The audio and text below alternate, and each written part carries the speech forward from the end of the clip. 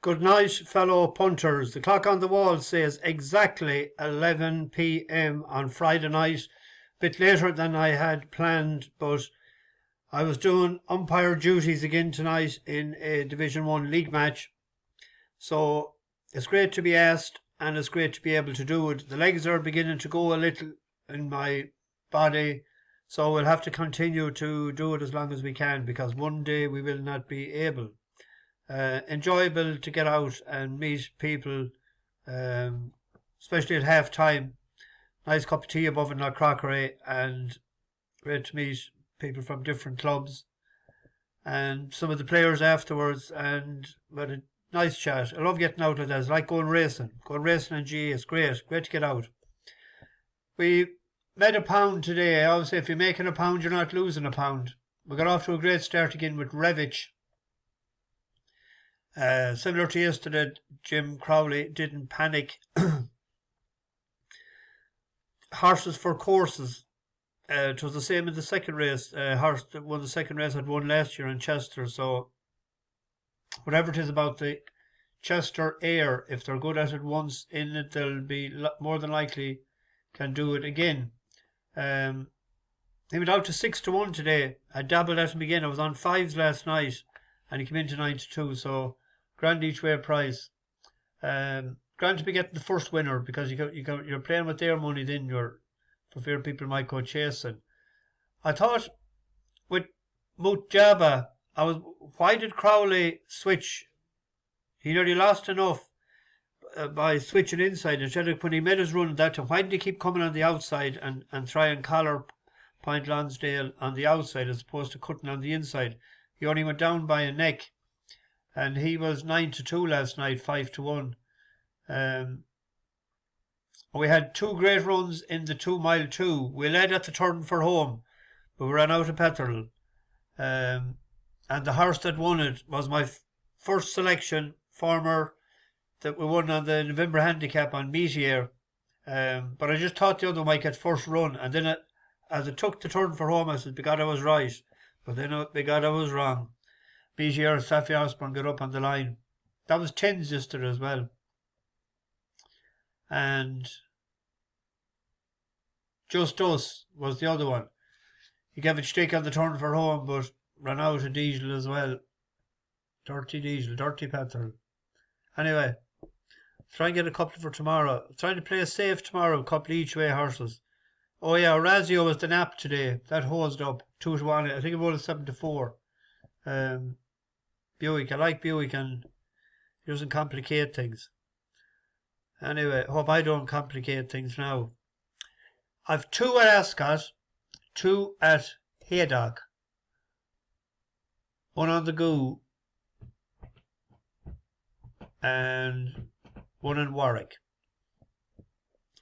There's Goo candidates that won't, the National Hunt lads won't like them, but here we have soft to heavy in places, 1.5 miles. The selection is Nathanael Greene, because he likes cut in the ground.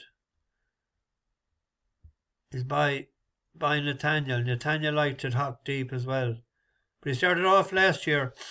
I think we were on a Giro, or that's when I spotted a Giro first. Because we won on a Giro last year. But or was this today, he bet a Giro.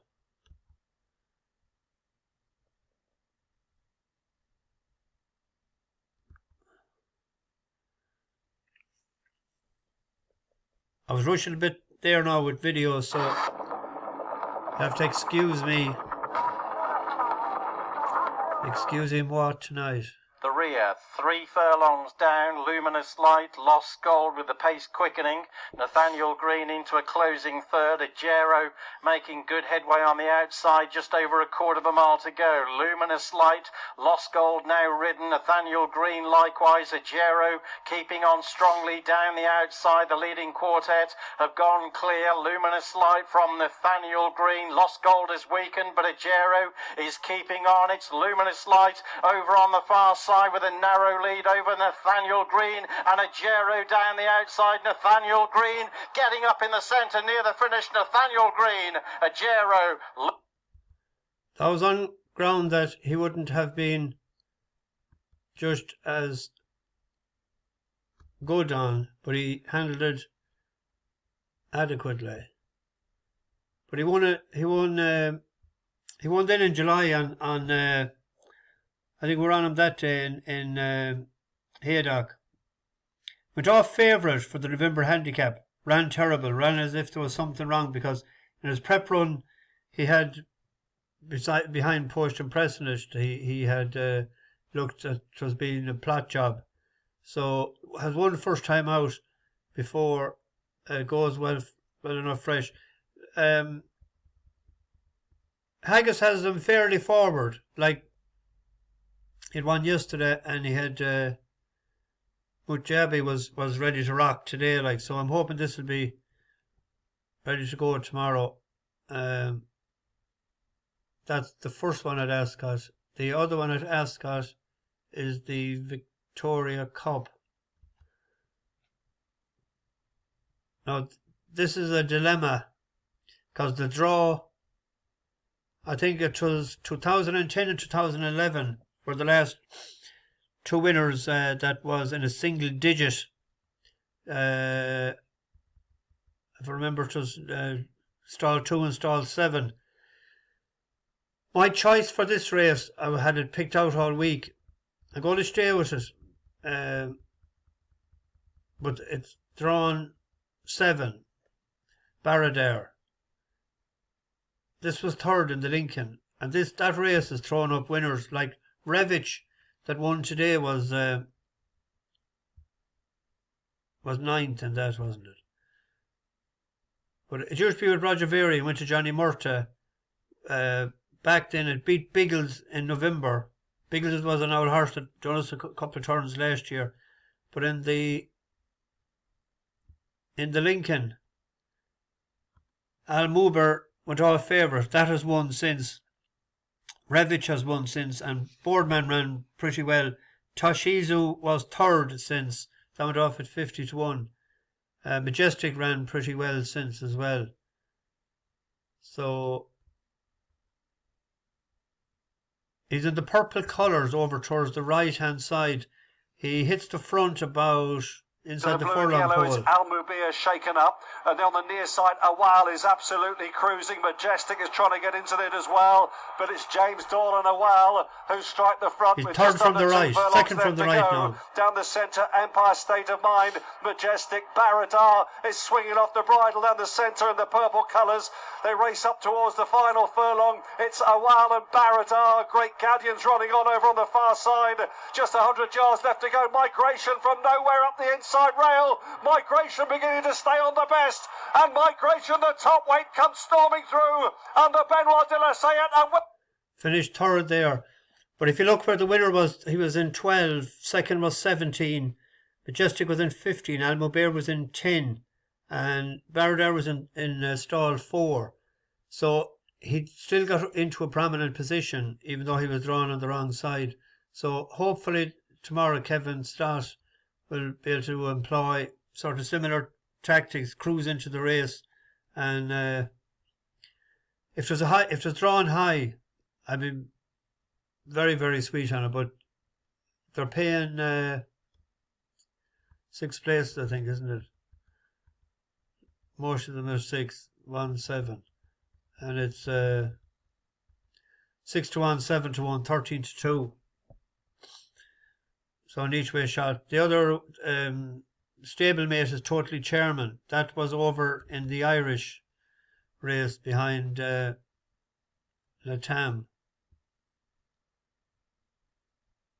Won on heavy ground in October. That's drawn the other side, isn't it? The old memory is slipping tonight. Where did I see? Where are we? Totally Chairman. Someone will tell me you passed it out, didn't you? I did too. Drawn 30 in the middle. We're not that far away. Yeah, so there's the two at Ascot. On to Haydock we go. We have a bus horse here, favourite. But I don't know, something is telling me that he went off, thanks for the help. So the Punchestown week there, he done us a turn, I think I napped him at 2-1 or something, and he won. But he made hard work with it, I thought, in a novice hurl. He hosed up in Chepstow, went off favourite for the Pertims. Only died sort of after the last, was threatening. The ground, probably, the soft ground wouldn't have been his fancy that day. He won on good to soft either side of that race. But he was workman-like, I thought, the last day. I thought he might hose him, but he did sort of, but he dropped £1 for it as well. But he was 5-1, 9-2 earlier. There's money for him. So anyone that won £1 the last day, loyalty bet, stay with him. Where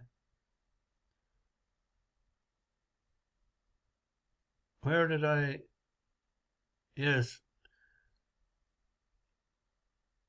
I was hoping he'd maybe go a backable price each way. But Tiger Jet has course for him. He's a 10-1 shot. He won very well, I thought, the last year, and an awful lot went wrong for him in the race. And I like horses that run well in Haydock and come back and run again in Haydock. He went up £7 for that, but if he didn't go up to £7, he wouldn't have got in. He's carrying 10 stone 4. And 10 stone 5. Last year's winner was Romeo Brown, carrying 10 stone 4 at 20-1. This was his run in Haydock. He's in he's in 5th place, but he got a troubled trip on the rail up to this point, and he was pulled out just before. I think this could be the changing man. Halifax landed in 3rd. It's So Fury still. That's him on the left-hand side with the white face. Hard to get there. Away to the left, the white-faced Tiger Jet is coming into it under Henry Brook. Here's the second last. Tiger Jet now drawing up sides the changing man and my Bobby Dazzler. It's So Fury back in 4th. Highland can offer no more than Apple Rock, and Tiger Jet moves to the lead as they take the final flight. Came up well, landed a length and a half clear, just shifting into the path of the changing man who was forced to switch, but Tiger Jet has gone over 2 lengths clear. They've only got 150 yards to go. Tiger Jet, the changing man, is sticking to the task, but Tiger Jet is seeing this out very determinedly. It's going to be 50 for the season for Henry Brook. Where are we here? A lot went wrong for him, I thought, the last day. And when he was pulled out there and he seen green grass in front of him up along. There's Mill Greene. We backed him the last year, but he was in Aintree. He was 3rd. But carrying 12 stone, you see, he's a big ass. But an each way play, they're paying 5 places there. Tiger Jet, 10-1, 8-1. Then the Swinton Hurdle, the big race of the year in Haydock at this time of the year. Good to soft, good in places. I just followed that horse, Brentford Hope, when it was with Richard Hughes, because Sean Mulrine owned it. And the day he won with Spencer on him, when he won at a mile, it was hock deep. And I can't see him. For the life of me, I can't see why he should be 7-2 favourite in a handicap. He has 2 novice hurdles won. Biker is a 4-year-old. There's only one 4-year-old in the last 14 years. 11 of the last 14 winners were either a 6-year-old or a 7-year-old. So there's a couple of 8-year-olds and a 5-year-old there thrown out. I came down on one down at the bottom here, Lunar Sovereign.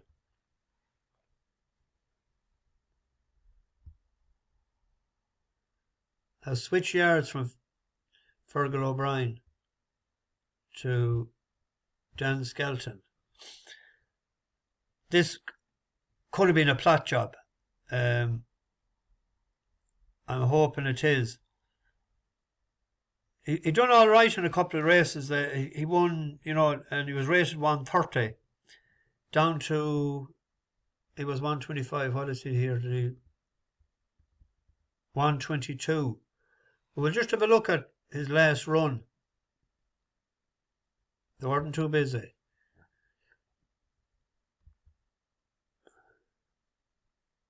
He's in the black colours. He's up at the pace when we joined the race. But just keep an eye on him. Keep an eye on him the way he finishes the race.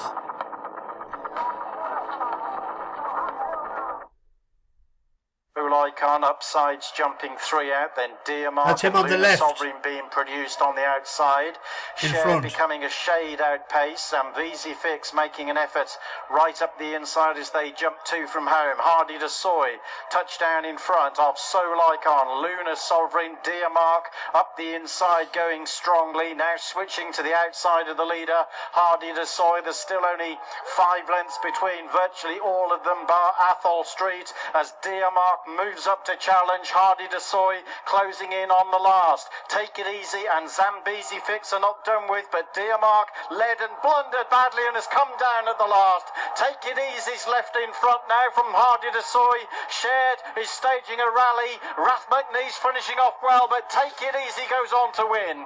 To Hardy to Soy and Shared and the grey Zambezi Fix, Rath McNee, Lunar Sovereign, and after those Yeah, you could nearly say that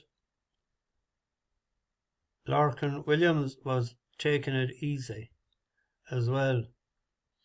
So he's 11 to 1, 10 to 1. I think there was a bit more in the tank there and they dropped him £3 for that. I'm just hoping that Skelton, he likes to aim one at this, down near the bottom there. Bottom weight, 10 stone 3. Kieran Gettings on him. Might have an each way bet on him. Where do we go now?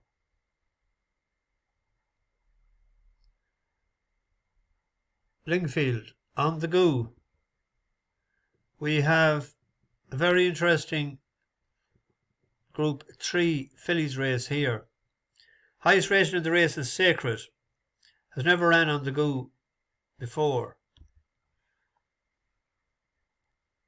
Needed a few runs last year as well to get off the mark. Only won once. That was a listed race. Started off in Group 1, couple of Group 2s. Took a while to get into form. You're probably thinking, well, why is he picking one Haggis horse and he's not picking the other? Well, I'm picking one of Haggis's. Sandrine, actually, I think has a better shot at it than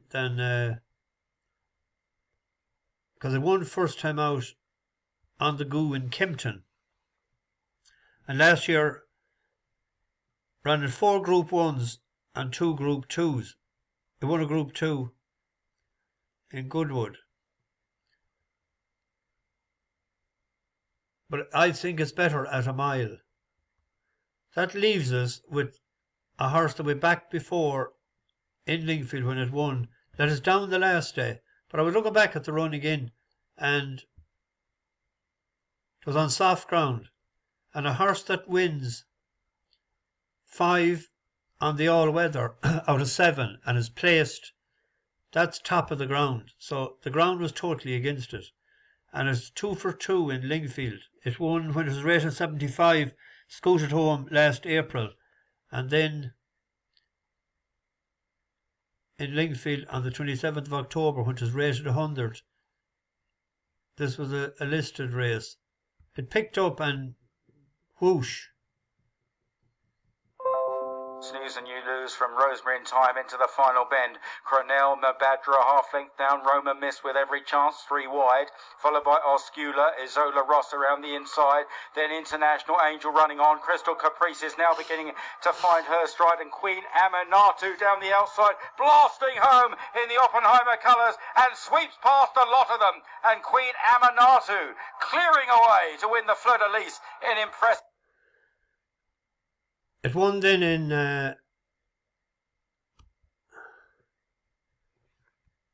Newcastle, wasn't it?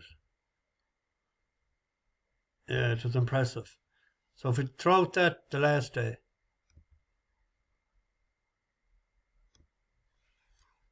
it's a 4-1 shot, it's 9-2.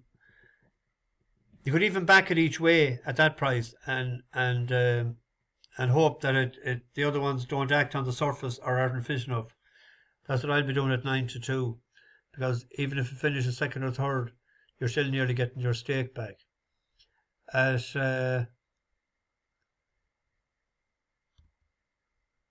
are we here? Tomorrow. There's one more.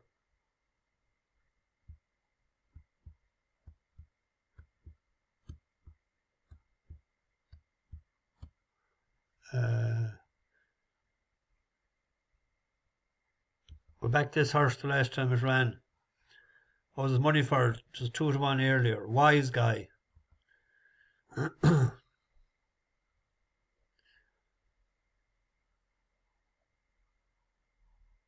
Wiseguy. I heard today about a fella. He brought a suit to the dry cleaners, and he went into the dry cleaners and he asked them how much was it to dry clean the suit. €18. So he said, I'll come back tomorrow. Brought the suit anyway, and he went down to a charity shop. And he went in and he said, I'm leaving you this. And they washed it, dry cleaned it, ironed it, and put it up on the window for $4.50. And he came back 3 days later and he bought his own suit back. Now that's what I'd call a wise guy. I don't know what part of Ireland it was in. Rumour has it that it was in Cavan. But unanswered. He went off favourite, or second favourite, on Wiseguy went off to unanswered. But he was as green as grass.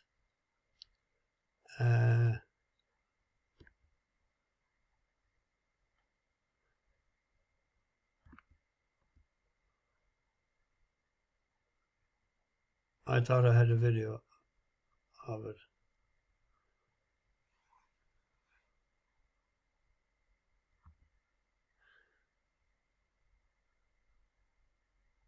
Jumped, and he hasn't ran in a while, but he's still in the same ownership. John Magnier and Paul Shanahan. And if he was no good, they'd have got rid of him. He opened up 2-1 there earlier. He was going to be Minap tomorrow at 2-1. We can still probably leave it that way, but he's a bit shorter, that's the only thing. In Ireland, Navan is on. An outsider indulging is 18-1. First time in a handicap, I think.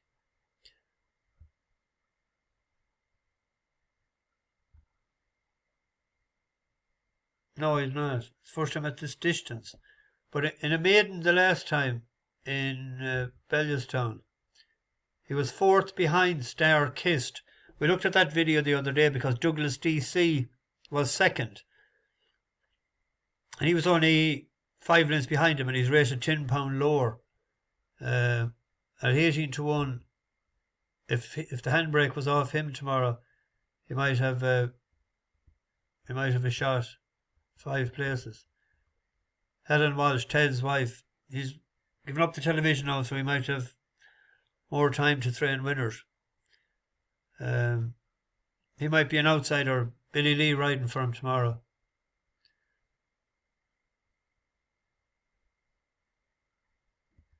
That's us. Just I'm a long time talking tonight. I didn't mean to be that long. Bash the bookies, over and out.